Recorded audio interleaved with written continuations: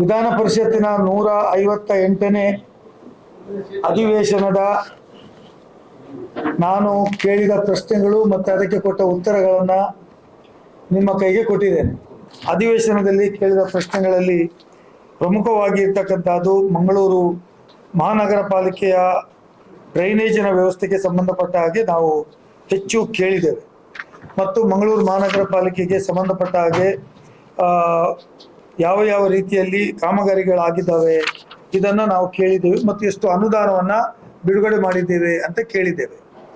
ನಮ್ಮ ಮಂಗಳೂರು ಮಹಾನಗರದ ದಕ್ಷಿಣ ವಿಧಾನಸಭಾ ಕ್ಷೇತ್ರದ ಶಾಸಕರಾಗಿರ್ತಕ್ಕಂಥ ಗೌರವಾನ್ವಿತ ವೇದವಾಸ್ ಕಾಮತ್ ಅವರು ಪ್ರತಿ ಕಡೆಗಳಲ್ಲಿ ಹಣಕಾಸಿನ ತೊಂದರೆ ಇದೆ, ಕಾಸು ಬಿಡುಗಡೆ ಮಾಡ್ತಾ ಇಲ್ಲ, ಹಾಗಾಗಿ ಯಾವುದೇ ಕೆಲಸ ಮಾಡ್ಲಿಕ್ಕೆ ಆಗ್ತಾ ಇಲ್ಲ ಅಂತೇಳಿ ಕಾಮಗಾರಿಯನ್ನು ಮಾಡದೆ ನಲಿಲಿಕ್ಕೆ ಗೊತ್ತಿಲ್ಲದವನು ಅಂಗಳ ಸರಿ ಇಲ್ಲ ಅಂತ ಹೇಳಿದಾರಂತೆ. ಹಾಗೆ ನಲಿಲಿಕ್ಕೆ ಅನುದಾನ ತರಲಿಕ್ಕೆ ಆಗದೇ ಇದ್ರೆ ಅವರಿಗೆ ಸರ್ಕಾರ ಬಿಡುಗಡೆ ಮಾಡಲಿಲ್ಲ ಅಂತ ಹೇಳುವಂತ ಒಂದು ನೆಪವನ್ನು ಕೊಡ್ತಾ ಇದ್ದಾರೆ. ಚುನಾಯಿತ ಪ್ರತಿನಿಧಿಯಾಗಿ ನಾವು ಅವ್ರನ್ನ ಆಯ್ಕೆ ಮಾಡಿದ್ದು ಈ ರಾಜ್ಯದ, ಈ ಜಿಲ್ಲೆಯ, ಈ ಭಾಗದ ಜನರ ಬೇಡಿಕೆಗಳನ್ನು ಸರ್ಕಾರದ ಮುಂದೆ ಮಂಡಿಸಿ ಅದಕ್ಕೆ ಬೇಕಾದ ಪರಿಹಾರವನ್ನು ಕಂಡುಕೊಳ್ಳಲಿಕ್ಕೋಸ್ಕರ ನಾವು ಅವ್ರನ್ನ ಆಯ್ಕೆ ಮಾಡಿದ್ದು. ಈಗ ಅವರು ಅದಕ್ಕೆ ಉಲ್ಟಾ, ನನಗೆ ಗ್ರಾಂಟ್ ಇಲ್ಲ, ನಾನು ಕೆಲಸ ಮಾಡ್ಲಿಕ್ಕೆ ಆಗೋದಿಲ್ಲ. ಅಯ್ಯೋ, ನೀವು ಜನಪ್ರತಿನಿಧಿ, ಈ ದಕ್ಷಿಣ ವಿಧಾನಸಭಾ ಕ್ಷೇತ್ರಕ್ಕೆ ನಿಮ್ಮಲ್ಲಿ ಶಕ್ತಿ ಇದೆ ಅಂತ ನಿಮಗೆ ಕಳಿಸಿದ್ದು, ನೀವು ನಮ್ಮ ಪರವಾಗಿ ಅಲ್ಲಿ ಕೆಲಸ ಮಾಡಬೇಕು ಅಂತ ಕಳಿಸಿದ್ದು, ಯಾವುದು ಕೊಡಲಿಲ್ಲ, ಯಾವುದು ಇಲ್ಲ ಅಂತ ಹೇಳುವುದಾದರೆ, ಹಾಗಾಗಿ ಆಡಳಿತ ಪ್ರಜಾಪ್ರಭುತ್ವದಲ್ಲಿ ಆಡಳಿತ ಪಕ್ಷಕ್ಕೆ ಎಷ್ಟು ಸೇ ಇದೆಯೋ ಅಷ್ಟು ಅಧಿಕಾರ ವಿರೋಧ ಪಕ್ಷಕ್ಕೂ ಇದೆ. ನಿಮಗೂ ಕೇಳುವಂಥ ಅಧಿಕಾರ ಇದೆ, ನಿಮಗೂ ದುಡ್ಡು ಬರುವುದು, ಅನುದಾನ ತರುವ ಅಧಿಕಾರ ಇದೆ. ಹಾಗಾಗಿ ವಿರೋಧ ಪಕ್ಷದಲ್ಲಿ ಇದ್ರೆ ಶಾಸಕರು ಬೇಡವಾ? ವಿರೋಧ ಪಕ್ಷದಲ್ಲಿ ಇದ್ರೆ ಯಾವ ಕೆಲಸ ಮಾಡ್ಲಿಕ್ಕೂ ಆಗುದಿಲ್ವಾ? ನಾನು ಹೇಳ್ತೇನೆ, ವಿರೋಧ ಪಕ್ಷದಲ್ಲಿ ಇರುವಷ್ಟು ಅವಕಾಶಗಳು ಅಧಿಕಾರ ಪಕ್ಷದಲ್ಲಿ ಇರೋದಿಲ್ಲ. ವಿರೋಧ ಪಕ್ಷದಲ್ಲಿ ಸಿಗುವಂತಹ ಅವಕಾಶಗಳು ನಾವು ಇವತ್ತು ಅಸೆಂಬ್ಲಿಯಲ್ಲಿ ವಿರೋಧ ಪಕ್ಷಕ್ಕೆ ಕೊಡುವಂಥ ಅವಕಾಶಗಳು ವಿರೋಧ ಪಕ್ಷದಲ್ಲಿ ನಮಗೆ ಸಿಗೋದಿಲ್ಲ, ಜಾಸ್ತಿ ಸಿಗ್ತದೆ ವಿರೋಧ ಪಕ್ಷಕ್ಕೆ. ಆಡಳಿತ ಪಕ್ಷದಲ್ಲಿ ಇದ್ರೂ ಸರ್ಕಾರವನ್ನು ಟೀಕೆ ಮಾಡ್ಲಿಕ್ಕೆ ಬರೋದಿಲ್ಲ, ವಿರೋಧ ಪಕ್ಷದಲ್ಲಿ ಇದ್ದು ಹೆಚ್ಚು ಅನುದಾನ ತರಲಿಕ್ಕೆ ಬರ್ತದೆ. ನಾನು ಇತ್ತೀಚಿನ ದಿನಗಳಲ್ಲಿ ನೋಡ್ತೇನೆ, ಎಲ್ಲಿ ಹೋದರೂ ವೇದವಾಸ್ ಕಾಮತ್ ಅವರು ಶಂಕುಸ್ಥಾಪನೆ, ಹೊಸ ಕಾಮಗಾರಿ ಪ್ರಾರಂಭ, ರಿಟೈನಿಂಗ್ ಹಾಲು, ಇದು ಎಲ್ಲಿಂದ ಬಂತು? ನಗರದಲ್ಲಿ ಕಾಮಗಾರಿಗಳೇ ಆಗಿಲ್ವಾ? ಆದ ಕಾಮಗಾರಿಗಳು ಏನಿದೆ? ನೀವು ಎಂಥದ್ದು ಕೆರೆ, ಅದು ಗುಜ್ಜರಿ ಕೆರೆ ಜಪ್ಪುನಲ್ಲಿ ಕೆರೆ ಅಭಿವೃದ್ಧಿ ಮಾಡಿದ್ರಿ, ಮೂಡದಿಂದ ದುಡ್ಡು ತಂದು ಪ್ರೀಮಿಯಂ ಎಫ್ಐಆರ್ ದುಡ್ಡು ಬಳಕೆ ಮಾಡಿದ್ರಿ. ಅದು ಯಾವ ಸ್ಟೇಟಸ್ ಅಲ್ಲಿ ಇದೆ ಇವತ್ತು? ಅಲ್ಲಿ ಜನರಿಗೆ ಸ್ನಾನ ಮಾಡ್ಲಿಕ್ಕೆ ಆಗ್ತದ, ಅಥವಾ ನೀರು ಉಪಯೋಗ ಮಾಡ್ಲಿಕ್ಕೆ ಆಗ್ತದ? ಅಥವಾ ಮೊನ್ನೆ ಮಾಗಳಿ ಕೊಡಪಿನಲ್ಲಿ ನಾವು ಮಂತ್ರಿಗಳು, ಸನ್ಮಾನ್ಯ ನಗರಾಭಿವೃದ್ಧಿ ಸಚಿವರು ಅಲ್ಲಿ ಅಂಡರ್ ಬ್ರಿಡ್ಜ್ ಓಪನ್ ಮಾಡ್ಲಿಕ್ಕೆ ಬಂದ್ರು. ಊರಿನ ಜನರೆಲ್ಲ ಸೇರಿಕೊಂಡು ಹೋಗಿ ಅಲ್ಲಿ ಒಂದು ಕೆರೆ ಇತ್ತು, ಏನ್ಗೆ ಮೊಯ್ಲಿ ಕೆರೆ ಅಲ್ಲ, ಅಲ್ಲಿ ಕರ್ಕೊಂಡು ಹೋದ್ರು. ಅಲ್ಲಿ ಟಾಯ್ಲೆಟ್ ಅಲ್ಲಿ ಏನು ಅಂಡರ್ಗ್ರೌಂಡ್ ಇದು ಬರ್ತದ, ನೀರು ಬರ್ತದ, ಅದೆಲ್ಲ ಅಲ್ಲಿ ಇದೆ. ಅಭಿವೃದ್ಧಿ ಅಂದ್ರೆ ಏನು? ಬರೇ ನನ್ನ ಮೇಲೆ ಕೇಸ್ ಹಾಕಿದ್ರು, ನನ್ನ ಮೇಲೆ ಅದು ಹಾಕಿದ್ರು, ಇದು ಹೇಳುತ್ತೆ ಅಭಿವೃದ್ಧಿನ? ಅಥವಾ ಏನಾದರೂ ಸಾರ್ವಜನಿಕ ಕೆಲಸಗಳು ಮಾಡಬೇಕಾ? ಮನೆಗೆ ಹೋದ್ರೆ ಹೇಳ್ತೀರಿ, ಇಲ್ಲ ನಮ್ಮ ಸರ್ಕಾರ ಇಲ್ಲ, 2 ವರ್ಷ ಆದ್ಮೇಲೆ ನನ್ನ ಸರ್ಕಾರ ಬರುತ್ತೆ, ಮತ್ತೆ ಬನ್ನಿ ಅಂತ ಹೇಳ್ತೀರಿ. Is it we are expecting from N MLA? ನಾವು ಇವತ್ತು ಈ ಪುಸ್ತಕದಲ್ಲಿ ನಿಮಗೆ ನಾನು ಅನೇಕ ನಗರ ಪಾಲಿಕೆಯಿಂದ ಎಷ್ಟು ದುಡ್ಡು ಬಿಡುಗಡೆ ಆಗಿದೆ, ಏನಾಗಿದೆ, ಸಮಗ್ರ ಅಭಿವೃದ್ಧಿ ಏನಾಗಿದೆ ಅಂತ ನಾನು ಕೇಳಿದ್ದೇನೆ. ಅದಕ್ಕೆ ಉತ್ತರ ಇದೆ, ನಿಮ್ಗೆ ಅದು ಓದಿದಾಗ ತಿಳಿದುಕೊಳ್ತದೆ. ಒಂದೇ ಒಂದು ಮನೆ ಕೊಟ್ಟಿಲ್ಲ. 5 ವರ್ಷ ಎಷ್ಟು ಮನೆ ಕೊಟ್ರಿ? ನೀವಿಗೆ 7 ವರ್ಷ ಆಯ್ತು, 2ನೇ ಬಾರಿ ಚುನಾಯಿತರಾಗಿದ್ದೀರಿ. 7.5 ವರ್ಷ, 8 ವರ್ಷ ಆಯ್ತು. ನೀವು ಹೇಳಬೇಕು ಎಷ್ಟು ಮನೆಗಳನ್ನ ಕೊಟ್ರಿ. ನಿಮ್ದು ಸರ್ಕಾರ ಇತ್ತಲ್ವಾ? 4 ವರ್ಷ ನಿಮ್ಮ ಸರ್ಕಾರ ಇತ್ತು, ಕೇಂದ್ರ ಇತ್ತು, ರಾಜ್ಯ ಇತ್ತು, ಮತ್ತೆ ನಗರ ಪಾಲಿಕೆ ಇತ್ತು. ಇದರಲ್ಲಿ ಉತ್ತರ ಕೊಟ್ಟಿದ್ದಾರೆ, ಒಂದೇ ಒಂದು ಮನೆ ಕೊಟ್ಟಿಲ್ಲ. Not even single house. ಏನ್ ಮಾಡಿದ್ರಿ? ಮಹಾತ್ಮ ಗಾಂಧಿ ವಿಕಾಸ ಯೋಜನೆ 1, ಅದರಲ್ಲಿ ದುಡ್ಡು ತಂದ್ರಿ. ಎಷ್ಟು ಕೋಟಿ ಅದು? 150 ಕೋಟಿಯ 150 ಕೋಟಿ ತಂದ್ರಿ. ಅದು ಕೆಲಸ ಮಾಡ್ಬೋದಿತ್ತಲ್ಲ, ನಿಮ್ ಸರ್ಕಾರ ಇತ್ತಲ್ಲ. ಎಷ್ಟು ವಿಶೇಷ ಯೋಜನೆ ತಂದ್ರಿ. ಈಗ ಸೆಕೆಂಡ್ ಮಹಾತ್ಮ ಗಾಂಧಿ ವಿಕಾಸ ಯೋಜನೆ ಬಂದಿದೆ.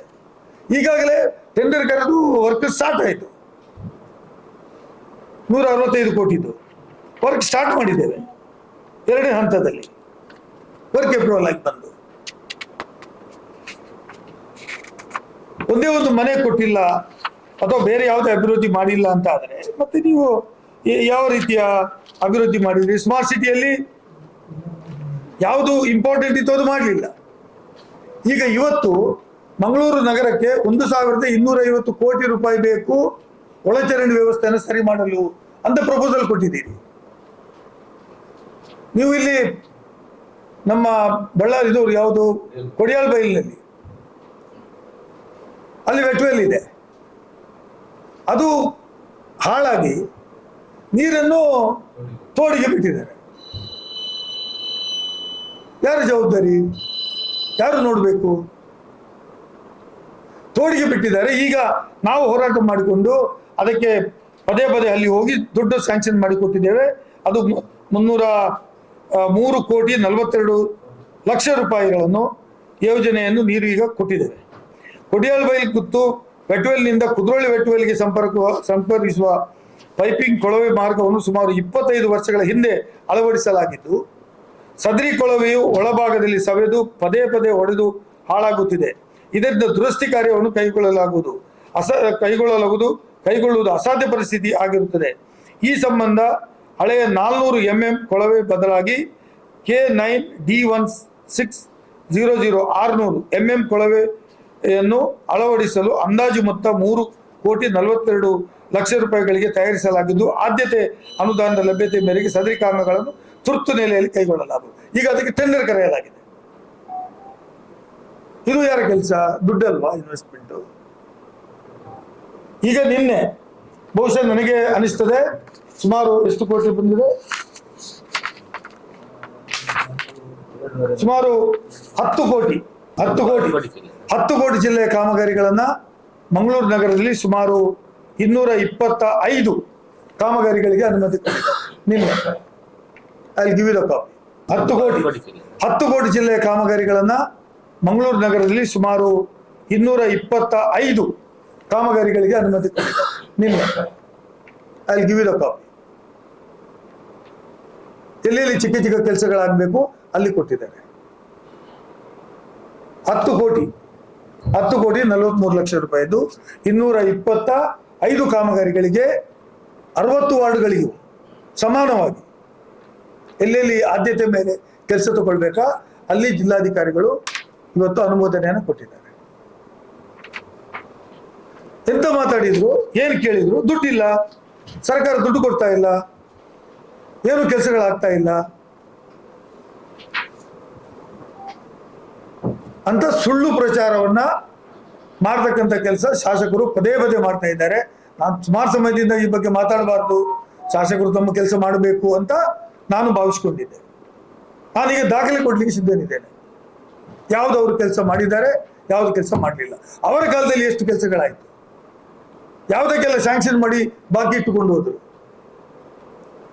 ಅವ್ರು ಹೋಗ್ಬೇಕಾದ್ರೆ ಎಲ್ಲ ಸ್ಯಾಂಕ್ಷನ್ ಮಾಡಿ ಕೊಟ್ಟು ಹೋದ್ರೆ ಸಾಲದು, ಅದಕ್ಕೆ ಹಣ ಇಡಬೇಕು, ಅದು ಕಾರ್ಯಗತ ಆಗಬೇಕು. ಹಾಗಾಗಿ ಈ ಮಂಗಳೂರು ನಗರದ ಸಮಗ್ರ ಅಭಿವೃದ್ಧಿಗೆ ಕೊಟ್ಟದ್ದು ಸಾಕಾ ಅಂತ ನೀವು ಕೇಳ್ಬೋದು. ಐ ಡೋಂಟ್ ಸೇ ದಟ್ ಸಾಕು ಅಂತ ನಾನು ಹೇಳಲಿಕ್ಕೆ ಬಯಸುವುದಿಲ್ಲ. ಇನ್ನೂ ದುಡ್ಡು ಬೇಕು ಮಂಗಳೂರು ನಗರಕ್ಕೆ. ನಗರ ಅಭಿವೃದ್ಧಿ ಆಗಬೇಕು. ಎಷ್ಟು ಮಾಡಿದರೂ ಸಾಲದು. ನಾವು ಪ್ರಯತ್ನವನ್ನ ಮಾಡ್ತೇವೆ ಶಾಸಕರಾಗಿ, ಅದೇ ವಿಧಾನ ಪರಿಷತ್ ಶಾಸಕರಾಗಿ. ನಮ್ಮನ್ನು ಅವರು ಕರ್ಕೊಂಡು ಹೋಗ್ಬೇಕಿತ್ತಲ್ಲ, ಶಾಸಕರಾಗಿ ನಮ್ಮ ಸಹಕಾರವನ್ನು ತಗೊಳ್ಬೇಕಿತ್ತಲ್ಲ. ಬನ್ನಿ, ನೀವು ಆಡಳಿತ ಪಕ್ಷದವರು ಇದ್ದೀರಿ, ಹೋಗೋಣ ಮುಖ್ಯಮಂತ್ರಿಗಳ ಹತ್ರ. ಬಜೆಟ್ ಬರ್ತಾ ಇದೆ, ಬಜೆಟ್ ನಲ್ಲಿ ಇಂಥ ಕಾರ್ಯಕ್ರಮಗಳ ಅಳವಡಿಸಬೇಕು, ಹೋಗುವ ಅಂತ ನಮ್ಮನ್ನು ಕೇಳಬೇಕಲ್ಲ. ಚುನಾಯಿತ ಪ್ರತಿನಿಧಿ ಅಂದ್ರೆ ಒಂದು ಪಕ್ಷದ ಪ್ರತಿನಿಧಿ ಅಲ್ಲ. He may be represented by his party, but he has responsibility to treat everyone as equal. ನಗರದ ಸಮಗ್ರ ಅಭಿವೃದ್ಧಿಗೆ ರಾಜಕಾರಣ ಮಾಡುವುದು ಅವಶ್ಯಕತೆ ಇಲ್ಲ. ಅಭಿವೃದ್ಧಿಗೆ ನಾವು ಒಟ್ಟಾಗಿ ದುಡಿಬೇಕು, ಅದು ನಮ್ಮೆಲ್ಲರ ಕರ್ತವ್ಯ.